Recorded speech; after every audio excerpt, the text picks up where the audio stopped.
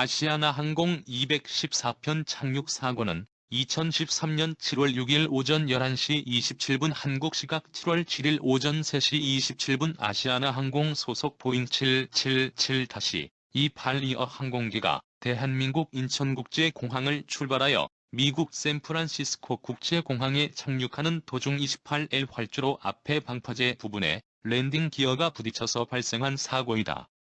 아시아나항공이 창립한 이래 사망자가 생긴 세 번째 항공사고이자 1993년 전라남도 해남군 화원면에 추락한 사고 이후 두 번째 여객기 추락 사고이며 아시아나항공이 국제선 여객기에서는 처음 발생한 사고이다.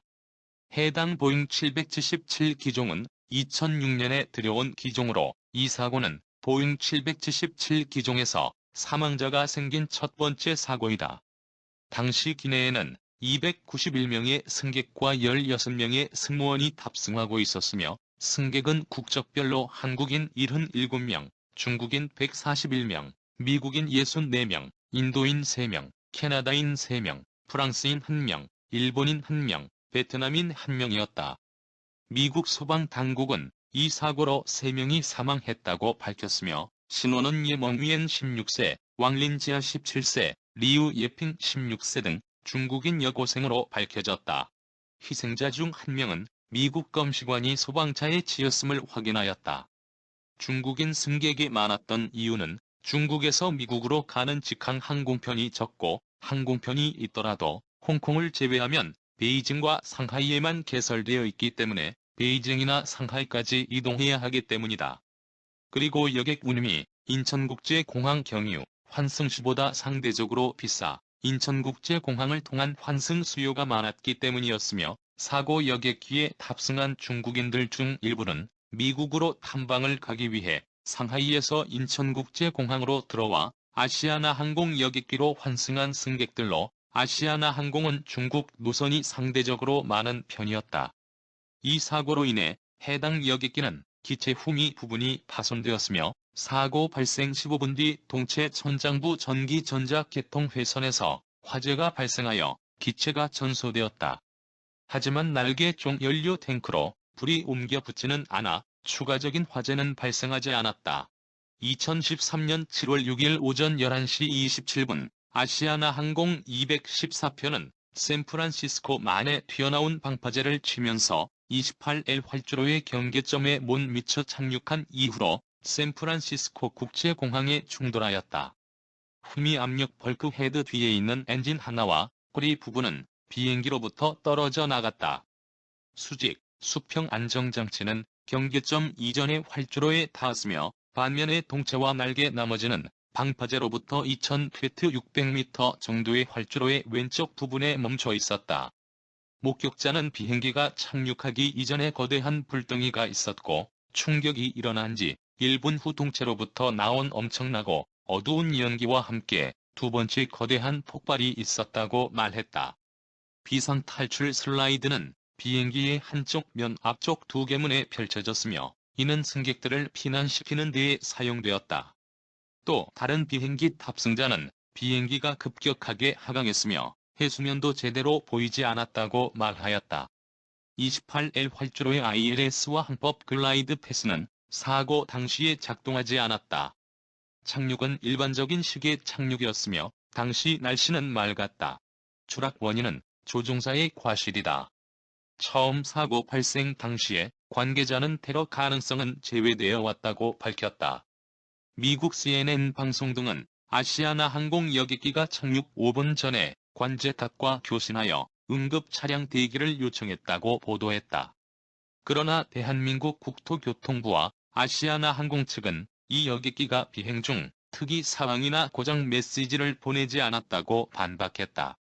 일부 전문가들은 사고 기종인 보잉 777에 적용되어 있는 플라이-바이-와이어 시스템의 착륙 직전 오작동으로 조종 불능 상태가 되어 추락한 이후 플라이-바이-와이어 시스템 개통에서 화재가 발생한 것 아니냐는 주장하기도 했고, 또한 다른 전문가들은 이 사건 전에 발생했던 영국 항공 38편 착륙 사고와 같은 이유로 항공기가 실속되지 않았냐는 주장을 하고 있다.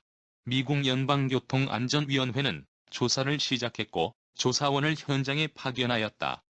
아시아나항공 CEO 윤영도는 현재 엔진이나 기계적 문제가 없었음을 알고 있다고 밝혔다. 그는 랜딩 기어가 올바르게 작동했는지 말할 수 없었다. 주된 요인은 착륙하려 시도할 때 비행기가 너무 짧게 왔고 방파제를 쳤다는 것을 내포하고 있다. 대한민국 국토교통부와 아시아나항공에서도 사고 수습과 미국 연방교통안전위원회와 협동으로 사고 원인을 조사하기 위해 2013년 7월 7일 오후 1시 30분경에 출발하는 아시아나항공의 전용기를 통해 샌프란시스코로 파견했다. 조종사들이 항공기 속도를 충분히 모니터링하지 않았으며 항공기가 정상적인 강하 경로 및 속도에서 과도하게 벗어났음을 인지한 뒤에도 폭행을 지연되었고 항공기가 500피트에 도착하기 전에 목표했던 속도 137노트에 도달했지만 출력 레버가 아이들 상태였기 때문에 항공기의 속도는 빠르게 줄어들고 있었고 정상적인 강하율이 1분당 700피트였는데 사고 당시 이보다 훨씬 높은 1분당 1200피트로 강하하고 있었다. 약 200피트를 통과할 때 항공기의 속도가 느리며 고도가 낮다는 사실을 인지하였지만 항공기가 100피트까지 낮아질 때까지 폭행 절차를 수행하지 않았다. 기자회견이 SFO에서 열렸을 때 샌프란시스코 소방국장 조한 헤이즈 화이트는 2명이 사망했다고 확인하였다. 두 승객 모두 중국 여권을 가지고 있었고 10대 여성이었으며 사체는 기체 외부에서 발견되었다. 병원 대변인은 5명이 중태라고 밝혔다. 9구역의 병원들이 총 181명의 부상자들을 받아들였다. 이후 SFO 기자회견 동안 SFO 대변인 도우그 야케이는 오직 한 사람만이 행방불명이라고 밝혔는데 이는 이전의 60명에서 줄어든 것이다. 또 다른 기자회견 동안 헤이즈 화이트는 모든 사람들이 공항에 있는 2개의 시설에 임시로 수용되었다고 밝혔다. 샌프란시스코 국제공항은 사고 이후 테러의 가능성에 대비하여 약 5시간 동안 폐쇄되었으며 사고가 발생한 활주로와 인근에 있는 활주로는 폐쇄되며 화물을 수거한 후 항공기 잔해를 제거하여 활주로가 다시 개방되었다. 사고 이후 승객들의 가족과 친지에 대한 아시아나항공의 소홀한 대처로 미국 교통부는 아시아나항공에 50만 달러 약 5억 8천만 원의 벌금을 부과하였다. 아시아나항공이 이에 합의함에 따라 40만 달러를 순수 벌금으로 나머지 10만 달러를 부대 비용 명목으로 지불하였다. 아시아나항공은 2013년 8월 5일 서울발 샌프란시스코행 편명을 기존 214에서 210여로 샌프란시스코발 서울행 편명을 기존 213에서 211로 변경한다고 밝혔다. 이 사고는 조종사의 과실로 인해 보잉 777기 최초로 일어난 인명피해이다. 우리나라의 큰 항공사고는 1983년 9월 1일 미국 뉴욕 존 F. 케네디 국제공항을 출발, 앵커리지를 경유해서 김포국제공항으로 오던 대한항공 소속 007편 여객기가 소련 영공에서 소련 공군 소속의 수호이 15의 공격을 받아 사할린 서쪽에 추락하여 탑승자 269명 전원이 숨진 사건이 있었고 1987년 11월 29일 이라크 바그다드에서 출발한 대한항공 보잉 707 여객기가 인도양 상공에서 실종되어 중동에서 일하고 본국으로 기쁜 마음으로 돌아오던 근로자 포함 115명 전원 사망한 사건인 켈기 폭파 사건이라고 하면 보통 이 사건을 의미한다.